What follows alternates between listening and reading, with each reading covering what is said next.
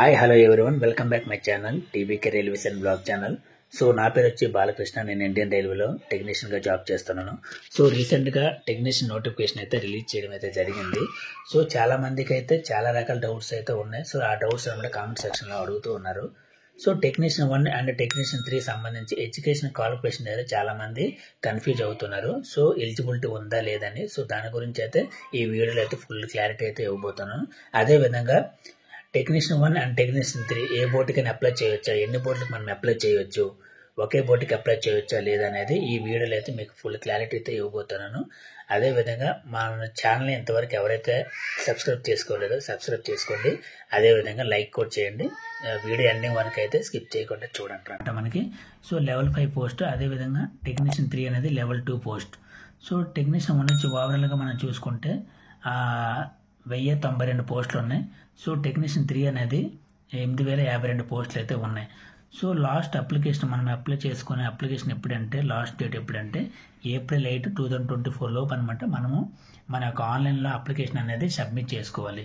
So చాలామందికి చాలా doubts ఉన్నాయి. ఎందుకంటే అప్లై చేసేటప్పుడు 2 బోర్డులు పెట్టుకోవాలా, ఒకే బోర్డుకి పెట్టుకోవాలా.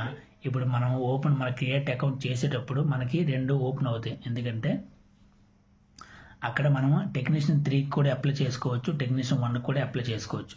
ఈ విధంగా చాలా మందికి అయితే డౌట్స్ ఉన్నాయి. సో ఆ డౌట్స్ అనేది ఈరోజు అయితే నేనైతే క్లారిటీ అయితే ఇవ్వబోతున్నాను. సో ఎడ్యుకేషన్ క్వాలిఫికేషన్ దగ్గర అనమాట చాలామంది కన్ఫ్యూజన్ అవుతున్నారు అనమాట. సో వాళ్ళ గురించి క్లారిటీగా అయితే నేను చెప్పబోతున్నాను. సో టెక్నీషియన్ 3 అయితే ఏదైతే ఉందో టెక్నీషియన్ 3 పోస్టు వాళ్ళకి 10th+ ఐటీ చేసిన వాళ్ళ ఆల్ ట్రేడ్స్ వాళ్ళు అనమాట ఈ యొక్క పోస్ట్ అనమాట ఎలిజిబిలిటీ అవుతారు. అదేవిధంగా ఇంటర్ ఎంపీసీ చేసిన వాళ్ళు ఓన్లీ టెక్నీషియన్ 3 ఎస్ఎన్టీ పోస్ట్కి మాత్రమే ఎలిజిబిలిటీ అవుతారు. సో ఇంటర్ ఎంపీసీ చేసిన వాళ్ళు ఎస్ఎన్టీ అంటే సిగ్నల్ అండ్ టెలికమ్యూనికేషన్ చేసిన పోస్ట్కి మాత్రమే ఈ యొక్క ఇంటర్ ఎంపీసీ చేసిన వాళ్ళు ఎలిజిబిలిటీ అవుతారు. సో మిగతా వాళ్ళు 10th+ ఐటీ చేసిన వాళ్ళు ఎవరైనా ఉన్న ఆల్ ట్రేడ్స్ వాళ్ళు కూడా ఈ యొక్క టెక్నీషియన్ 3కి ఎలిజిబిలిటీ అవుతారు. సో టెక్నీషియన్ 3 అంటే మనకి ఎలక్ట్రికల్ డిపార్ట్మెంట్ అవని, మెకానికల్ డిపార్ట్మెంట్ అవని, అదేవిధంగా లోకో వర్క్స్ కానీ, లోకో షాప్స్ కానీ, వర్క్షాప్లో కానీ, అదేవిధంగా కోచ్ కేర్ సెంటర్స్ కానీ, ప్రతి డిపార్ట్మెంట్లో టెక్నీషియన్స్ ఉంటారు. సో దాంట్లో అనమాట వీళ్ళని భర్తీ చేసే అవకాశాలు అయితే ఉన్నాయి. సో ఎవరిని 10th+ ఐటీ చేసిన వాళ్ళని మాత్రమే, మిగతా ఇంటర్+ ఎంపీసీ చేసిన వాళ్ళని ఓన్లీ టెక్నీషియన్ 3గా ఎస్ఎన్టీలో మాత్రం వాళ్ళని తీసుకుంటారు. సో నెక్స్ట్ వచ్చి మనకి టెక్నీషియన్ 1. టెక్నీషియన్ 1కి వచ్చి డిగ్రీలో బీఎస్సీ చేసి ఉండాలి. బీఎస్సీలు అంటే ఫిజిక్స్ కానీ, కంప్యూటర్ సైన్స్ కానీ, ఐటీ కానీ, ఇన్స్ట్రుమెంటేషన్ కానీ, ఎలక్ట్రానిక్షన్ చేసిన వాళ్ళు మాత్రమే ఈ యొక్క టెక్నీషియన్ 1కి అనమాట ఎలిజిబిలిటీ అవుతారు. అదేవిధంగా డిప్లొమా అండ్ బీటెక్ చేసిన వాళ్ళు కూడా ఈ యొక్క టెక్నీషియన్ 1కి అనమాట ఎలిజిబిలిటీ అవుతారు. డిప్లొమాలో త్రిబుల్ చేసిన వాళ్ళు కూడా ఎలిజిబిలిటీ అవుతారు. ఈఎస్సీ అదేవిధంగా ఐటీ అండ్ సిఎస్సి చేసిన వాళ్ళు కూడా ఈ యొక్క టెక్నీషియన్ పోస్ట్కి అనమాట ఎలిజిబిలిటీ అవుతారు.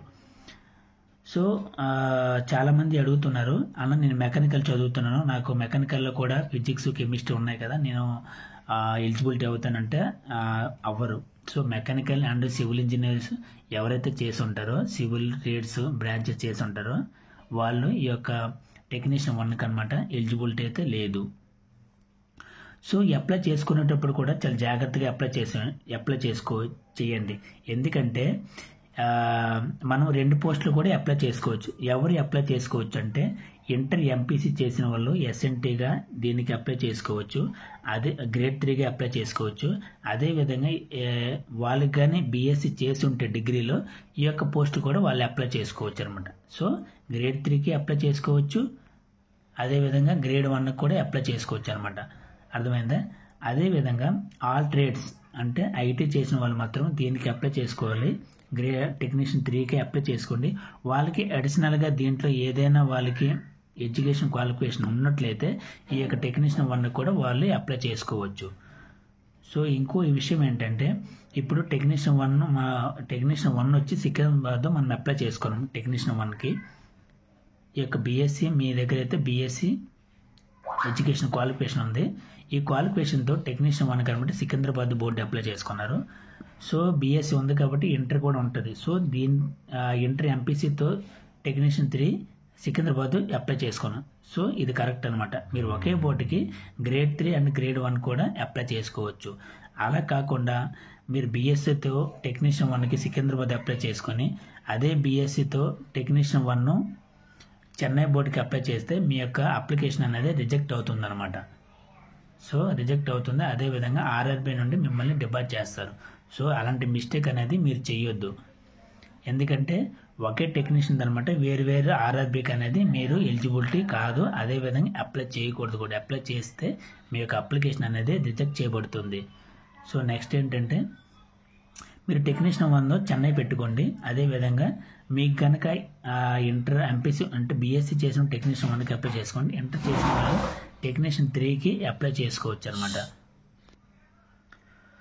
సో ఏంటంటే డిప్లొమా అండ్ బీటెక్ చేసిన వాళ్ళు కూడా ఒక మెకానికల్ అండ్ సివిల్ విడిచిపెట్టి వాళ్ళైతే ఎలిజిబిలిటీ లేరు. అదేవిధంగా త్రిబుల్ చేసిన వాళ్ళు, ఈసీఎస్ చేసిన వాళ్ళు, ఐటీ చేసిన వాళ్ళు, సిఈసి చేసిన వాళ్ళు మాత్రమే ఈ యొక్క టెక్నీషియన్ గ్రేడ్ 1కి ఎలిజిబిలిటీ అవుతారు. సో వీళ్ళు కూడా టెక్నీషియన్ 1కి అప్లై చేసుకోవచ్చు. దీంట్లో ఏదైనా క్వాలిఫికేషన్ ఉన్నట్లయితే గ్రేడ్ 3 కూడా అప్లై చేసుకోవచ్చు. సో మీరు అప్లై చేసుకునేటప్పుడు 2 పోస్టులకి అప్లై చేసుకున్నప్పుడు సపరేట్గా అప్లై చేసుకోవాలి. అదేవిధంగా సపరేట్గా మీకు అనేది ఫీజు అనేది ఉంటుందన్నమాట. సో మీ టెక్నీషియన్ 1కి అప్లై చేసుకుని దీనికి ఫీజు అలా ఉంటుంది, దానికి అప్లికేషన్ అలా ఉంటుంది. టెక్నీషియన్ 1కి అప్లై చేసుకున్నారు సికింద్రాబాద్, దీనికి సపరేట్ ఫీజు ఉంటుంది, సపరేట్ అప్లికేషన్ అనేది ఇవ్వాల్సి వస్తుంది అనమాట. సో ఇక్కడ ఇంకో విషయం ఏంటంటే చాలామంది కామెంట్ సెక్షన్లో అడుగుతున్నారు. సో అన్న ఆల్రెడీ మేము ఏఎల్పీకి అయితే అప్లై చేసాం కదా, క్రియేట్ అకౌంట్ ఉంది కదా, మళ్ళీ ఇంకోసారి కూడా దీనికి క్రియేట్ అకౌంట్ చేయాలని అడుగుతున్నారు. ఇంకోసారి క్రియేట్ అకౌంట్ చేయని అవసరం లేదు. ఆల్రెడీ మీరు కానీ ఆర్ఆర్బీ ఏఎల్పీ సంబంధించి మీరు అప్లై చేసినట్లయితే ఆల్రెడీ క్రియేట్ అకౌంట్ ఉంటుంది కాబట్టి అదే అకౌంట్లో మళ్ళీ ఈ యొక్క టెక్నీషియన్ పోస్ట్కి అనేది మీరు అప్లై చేసుకోవచ్చు అనమాట. సో అర్థమైంది కదండి. సో అదేవిధంగా ఏజ్ లిమిట్ అనేది మనకి 18 years to 36 years అనమాట టెక్నీషియన్ 1కి. సో టెక్నీషియన్ 1కి ఏఎస్ అనమాట మనకి ఏజ్ లిమిట్ వచ్చి 18 years to 36 years. So OBC వాళ్ళకైతే 3 యాడ్ అవుతుంది కాబట్టి 39 years ఉన్న వాళ్ళు కూడా ఎలిజిబిలిటీ ఉన్నారు ఈ పోస్ట్కి. అదేవిధంగా ఎస్సీ క్యాండిడేట్స్కి 5 years కాబట్టి 41 ఏజ్ ఉన్న వాళ్ళు కూడా ఈ యొక్క గ్రేడ్ 1 పోస్ట్కి అనేది ఎలిజిబిలిటీ అవుతుంది. సో అదేవిధంగా గ్రేడ్ 3 సంబంధించి చూసుకుంటే 18 years to 33 years అనమాట. సో కోవిడ్ రిలాక్సేషన్ యాడ్ చేసుకుని యాక్చువల్గా అంటే 18 years to 30 years వరకు ఉండేది. రీసెంట్గా ఏఎల్పీ నోటిఫికేషన్ రిలీజ్ అయినప్పుడు మనకి ఈ ఏజ్ రిలాక్సేషన్ 3 years అనేది యాడ్ చేయడం అయితే జరిగింది. దాని ద్వారా మనకి టోటల్గా 18 years to 33 years plus OBC candidates ఎవరైనా ఉన్నారో ప్లస్ 3 years యాడ్ అవుతుంది. 36 years ఉన్న వాళ్ళు కూడా ఎలిజిబిలిటీ ఉన్నారు. అదేవిధంగా ఎస్సీ ఎస్టీ క్యాండిడేట్స్ ఎవరైతే ఉన్నారో వాళ్ళకి 5 years అనేది యాడ్ చేయడం అయితే జరుగుతుంది. సో టెక్నీషియన్ 1కి అనేది మనకి B1 మెడికల్ అనేది కండక్ట్ చేయబోతుంది. సో దీంట్లో సైట్ ఉన్నా సరే అప్ టు సైట్ అనేది 4 points వరకు ఉన్నా సరే మనకి ఎలిజిబిలిటీ ఉంది. అదేవిధంగా టెక్నీషియన్ 3కి B1 medical and B2 medical and A3 medical కూడా ఉంది. సో A3 మెడికల్ అనేది ఓన్లీ టెక్నీషియన్ 3 ట్రాక్ మిషన్ మాత్రం ఒక్క పోస్ట్కి మాత్రమే ఈ A3 మెడికల్ అనేది కండక్ట్ చేస్తారనమాట. మిగతా B1 B2 మెడికల్ ఉన్నాయి. దీంట్లో మాత్రం మనకి కలర్ బ్లైండ్నెస్ అనేది ఉండకూడదు. సో కలర్ బ్లైండ్నెస్ ఉండకూడదు, సైట్ ఉన్నా ఓకే. దీంట్లో B1 మెడికల్ కూడా అంతే, కలర్ బ్లైండ్నెస్ ఉండకూడదు, సైట్ ఉన్నా సరే అప్ టు 4 points వరకు ఎలిజిబిలిటీ ఉంది. సో అసలు ఎగ్జామ్ ప్యాటర్న్ ఏ విధంగా ఉంటుంది, సెలక్షన్ ప్రాసెస్ ఏ విధంగా ఉండబోతుంది అనేది ఇప్పుడు క్లారిటీ చెప్తాను. సో ఎగ్జామ్ మనకి సిబిటీ అనేది సింగిల్ సిబిటీ అనమాట. ఇంతకుముందు మీకు ఏం చెప్పానంటే ఆల్రెడీ నేను ఒక వీడియో చేశాను కదా, ఈ వీడియోలో ఏం చెప్పాను, ఇంతకుముందు 2019లో జరిగిన విధంగా ఈ విధంగా జరగవచ్చు, లేదంటే సింగిల్ సిబిటీ అనే ఇవ్వచ్చు అనుకుని ఆల్రెడీ వీడియోలో చెప్తున్నప్పుడే చెప్పాను ఆల్రెడీ.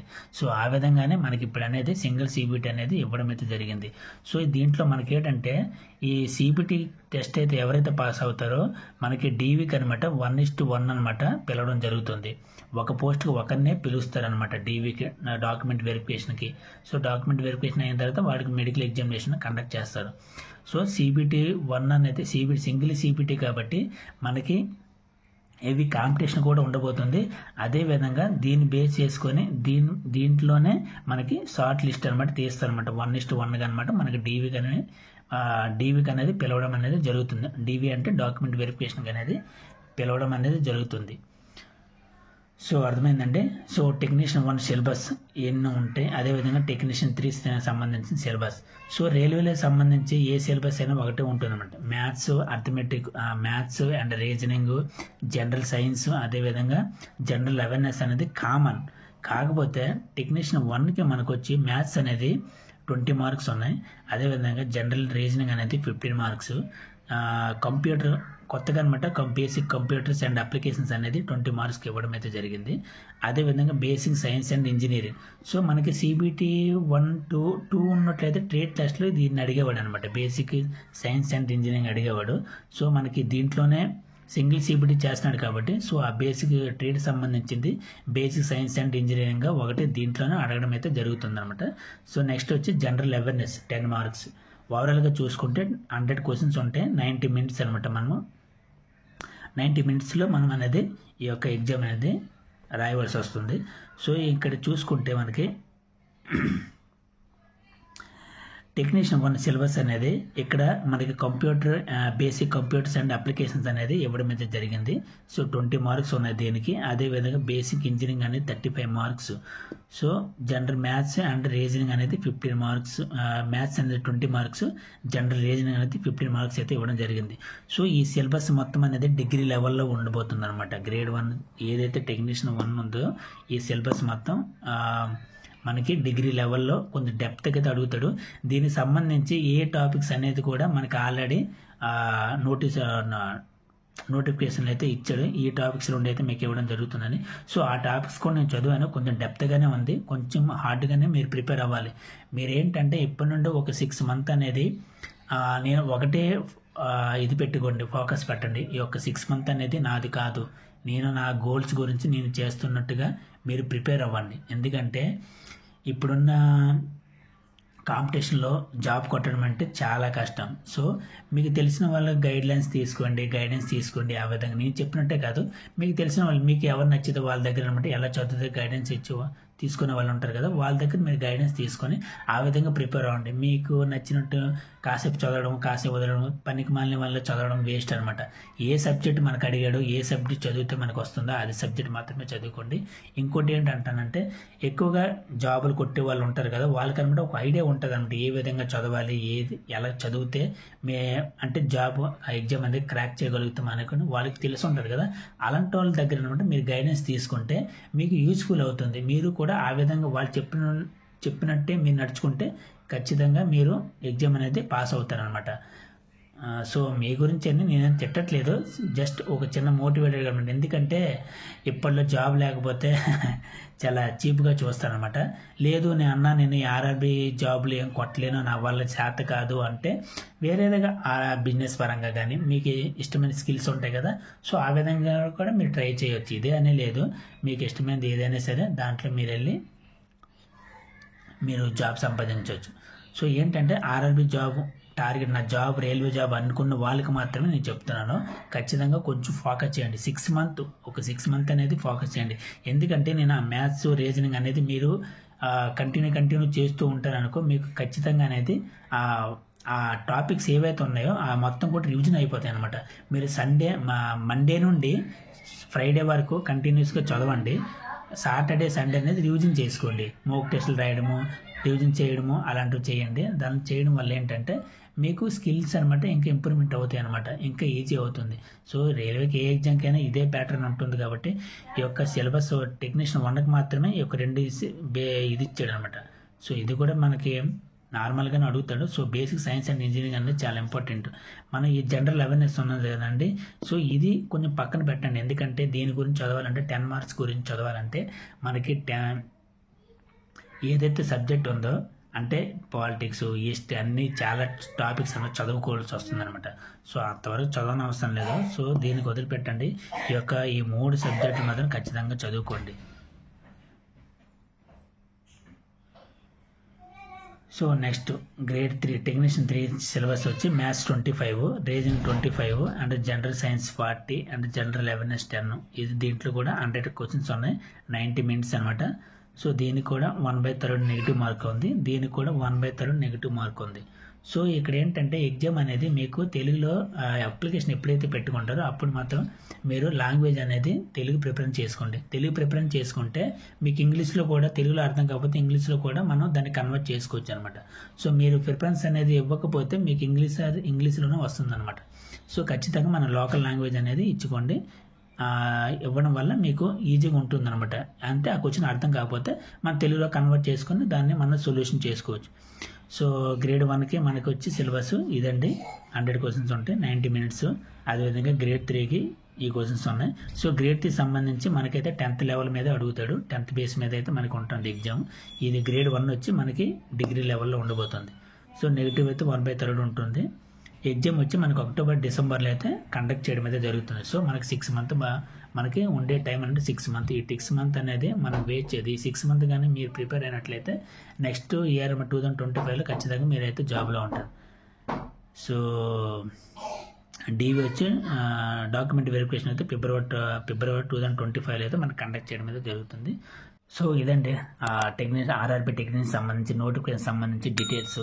సో మీకు ఎటువంటి డౌట్స్ ఉన్నా సరే నా కామెంట్ సెక్షన్లో కామెంట్ చేయండి. ఖచ్చితంగా దీనికైతే నేనైతే రిప్లై చేస్తాను. అదేవిధంగా ఎవరైతే మన ఛానల్ని ఇప్పటివరకు లైక్ చేయలేదో లైక్ చేయండి. అదేవిధంగా సబ్స్క్రైబ్ కూడా చేసుకోండి. Thank you all.